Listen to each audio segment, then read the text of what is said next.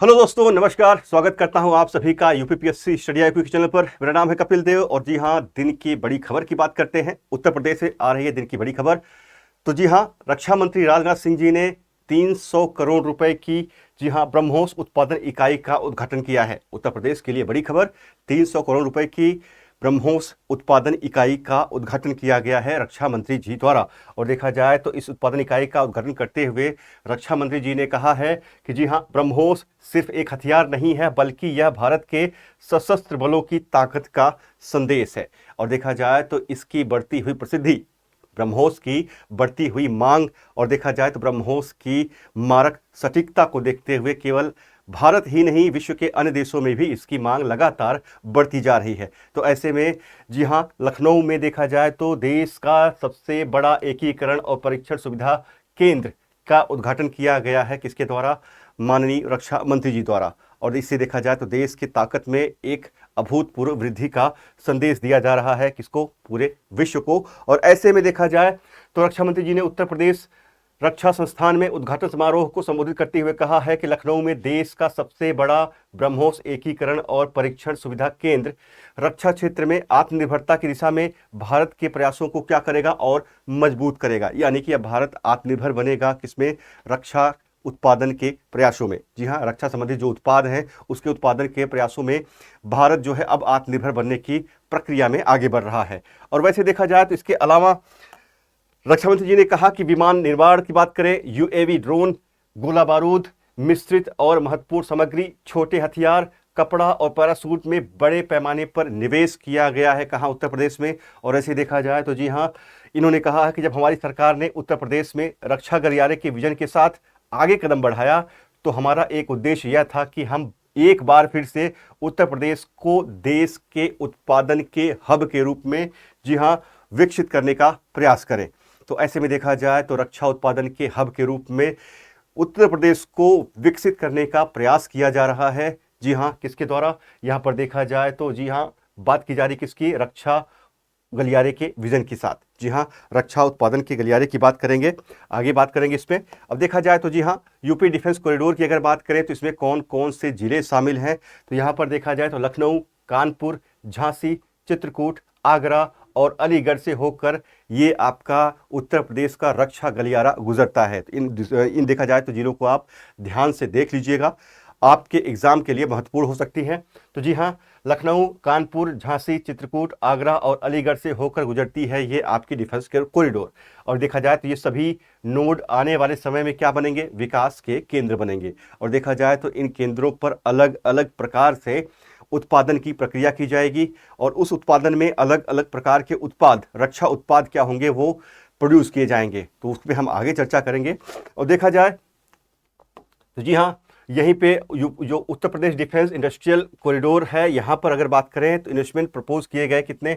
तो देखा जाए प्रपोज्ड माना गया है कि भैया लगभग 24,274 करोड़ रुपए का हमें क्या मिलेगा? इन्वेस्टमेंट मिलेगा। और लगभग 37,000 से ज़्यादा हम क्या करेंगे? जॉब क्रिएट कर पाएंगे, यानी कि लोगों को रोजगार प्रदान कर पाएंगे इस रक्षा गलियारे के देखा जाए तो संदर्भ में।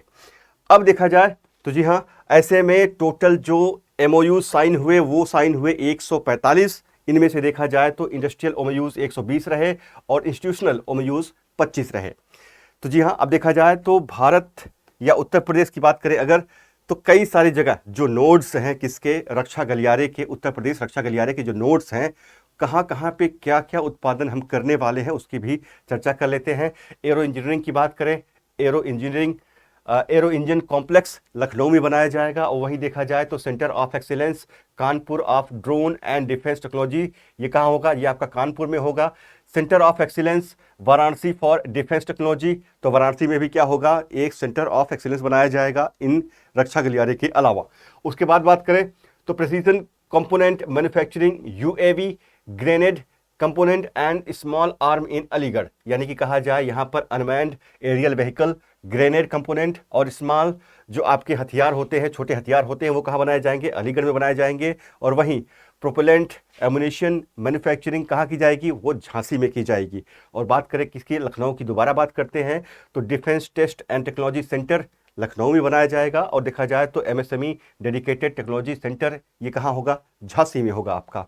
और वही देखा जाए तो स्पेस हब डेवलपमेंट ये कहाँ होगा, झांसी और चित्रकूट दोनों जगहों पे होगा या दोनों जिलों में होगा। और वहीं DTIs की बात करें तो Lucknow mechanical and material testing facilities ये कहाँ होगा, लखनऊ में। और देखा जाए तो ये आपके कानपुर की बात करें तो कानपुर में देखा जाए तो US testing facility and communication testing facility होगी। तो काफ़ी सारे नोड्स जो हैं वो आपके रक्षा गलियारे में शामिल हैं। जो रक्षा गलियारे में शामिल जिले हैं उनके अलावा अन्य जगहों पर भी नोड्स विकसित करने का प्रयास किया जा रहा है उत्तर प्रदेश सरकार द्वारा। तो ऐसे में देश में, जी हाँ याद रखिएगा, उत्तर प्रदेश एक मैन्युफैक्चरिंग हब के रूप में उभर कर सामने आ रहा है। और ऐसे की बात करें, आगे बात करें तो जी हाँ, अगर उत्तर प्रदेश रक्षा गलियारे की उत्तर प्रदेश का रक्षा औद्योगिक गलियारे की अगर बात करें तो वर्ष 2018 में, जी हाँ वर्ष 2018 में प्रधानमंत्री जी ने एक उद्घोषणा के दौरान इन्वेस्टर्स, देखा जाए तो यूपी इन्वेस्टर्स समिट की बात करें तो वहाँ पर इन्होंने क्या किया, वहाँ पर इन्होंने इस औद्योगिक गलियारे की नींव रखी या फिर कहा जाए उद्घोषणा की। अब इसके अलावा तो यह क्या है, यह एक महत्वाकांक्षी परियोजना है जिसका उद्देश्य क्या है, भारतीय एरोस्पेस और रक्षा क्षेत्र की विदेशी निर्भरता को क्या करना है, कम करना है। यानी कि अब हम विदेशों पर निर्भर नहीं रहेंगे रक्षा उत्पादों को लेकर। तो देश में अलग अलग प्रकार के रक्षा गलियारे बनाए जा रहे हैं, उत्तर प्रदेश उनमें से एक प्रमुख है। और उत्तर प्रदेश में देखा जाए तो जो गलियारे हैं उनमें से जो नोड्स हैं, अलग अलग जिलों में जो नोड्स विकसित किए गए हैं वो क्या है, महत्वपूर्ण भूमिका निभा रहे हैं। ऐसे बात करें तो 6 नोड होंगे, अलीगढ़, आगरा, कानपुर, चित्रकूट, झांसी और लखनऊ। अब देखा जाए तो इनको, जी हाँ, उत्तर प्रदेश एक्सप्रेसवे औद्योगिक विकास प्राधिकरण विभिन्न अन्य राज्य एजेंसियों के साथ मिलकर क्या कर रही है, इस परियोजना को क्रियान्वित करने वाली नोडल एजेंसी है।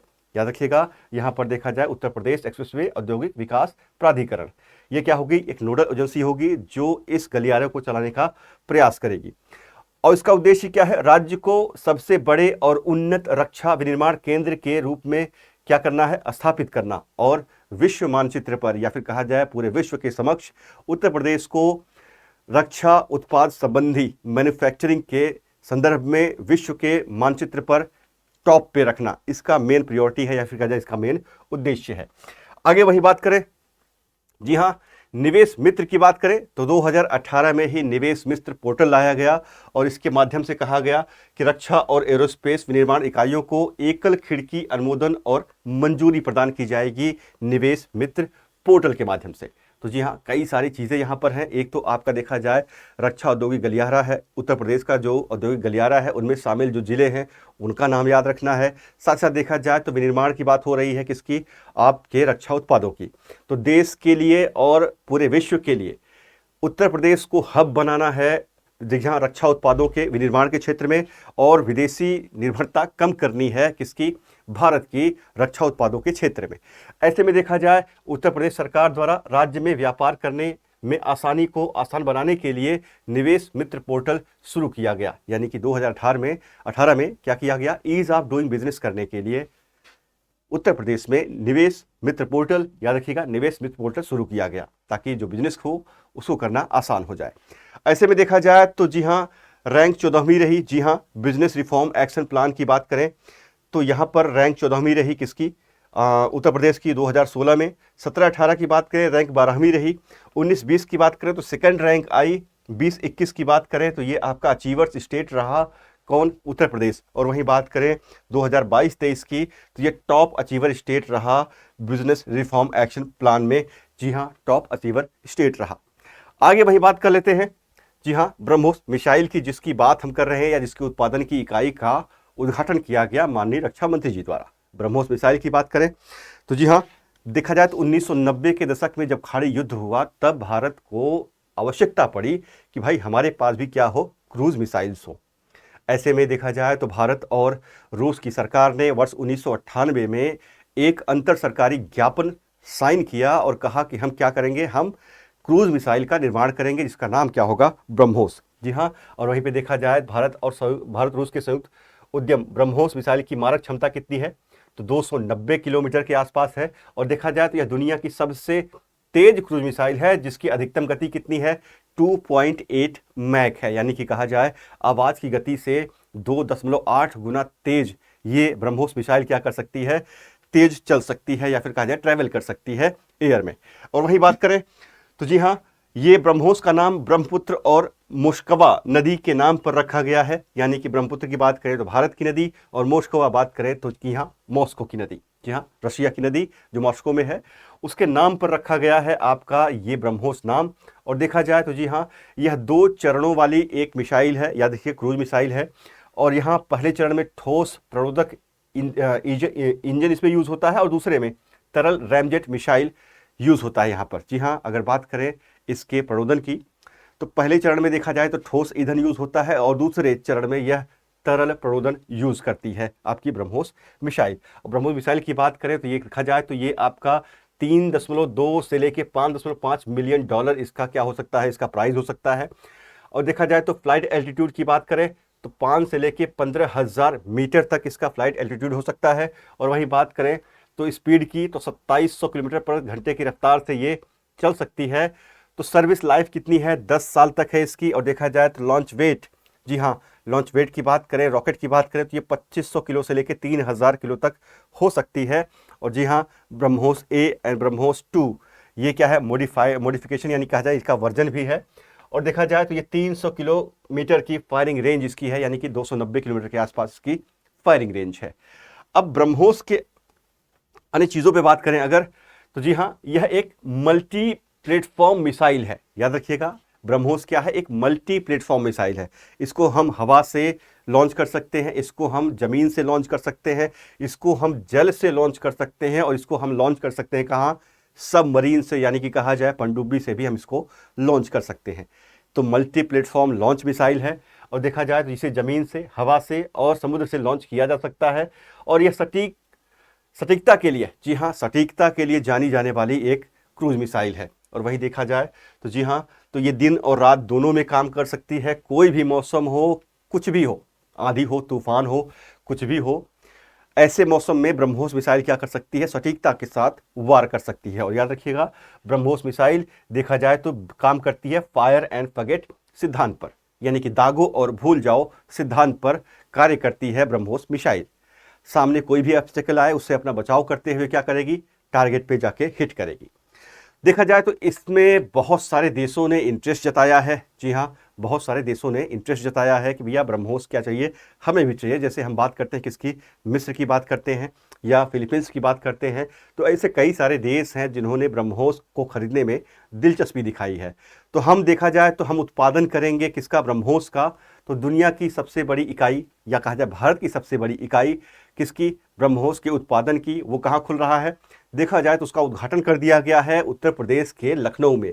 तो ऐसे में देखा जाए तो उत्तर लखनऊ जो है वो क्या होगा, ब्रह्मोस इकाई या कहा जाए ब्रह्मोस उत्पादन का एक बड़ी इकाई पूरे देश के सामने देखा जाए बन के सामने आएगा। तो ऐसे में बहुत सारी जानकारियां हैं आपके लिए, जुड़ते रहिए हमारे वीडियो से। तब तक जय हिंद, जय भारत।